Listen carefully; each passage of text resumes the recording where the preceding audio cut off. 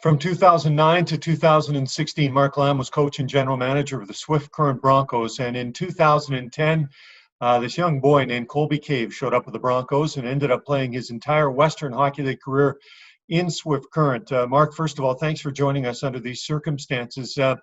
What's the last few days and unfortunately dealing with the news on Saturday that Colby had passed, what's it been like for you to know that such a young man was taken away from us way too soon?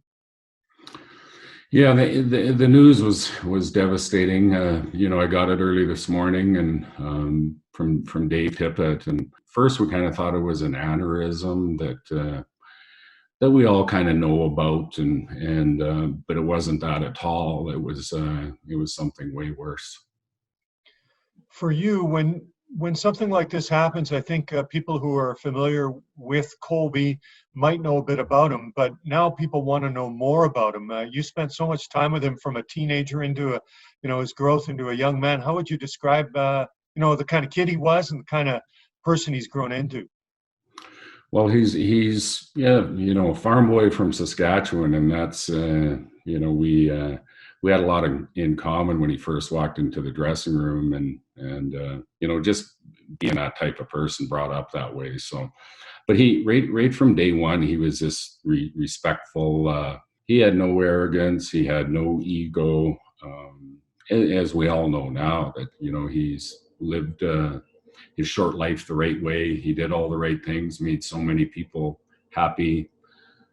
So unselfish of a person. I could go on and on about the type of person that he is, the type of person that I really enjoyed coaching him. I love coaching him. His teammates, no different. They all loved playing with him, and he had a short but successful career.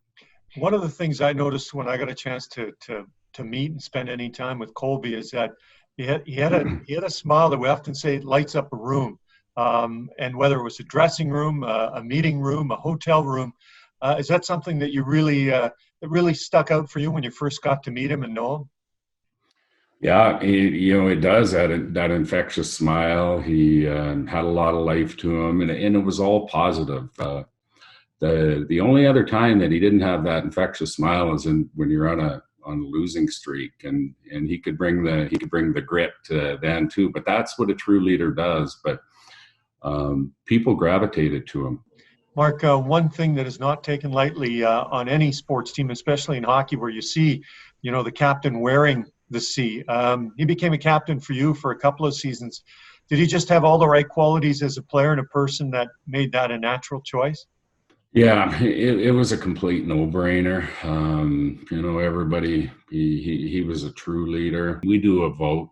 It was unanimous. There was nobody else that the other guys even voted for the captain. And we had some good leadership in that room. Then, guys like Dylan Hetherington, but he was the true leader. When something like this happens, I think many memories come to mind, and you reflect on things. Is there whether it's a story or just something that really stuck out about Colby that will stick with you for the rest of your life? Well, it's that every day when I was coaching him, when he walked in, it was that smile. It was the everyday it's going to be fun to come to work. That's what Colby made it, and that's what when you talk to his other coaches, when you talk to Dave Tippett, he touched everybody. He touched his teammates. He touched his family. He touches the community, but he touches people. Zamboni drivers, people in the rink, people in the concession. He just treats everybody, and that's the ultimate leader. That's for his mom and dad and his family. Like what a proud people they can be, just knowing that he was their son and how he was brought up.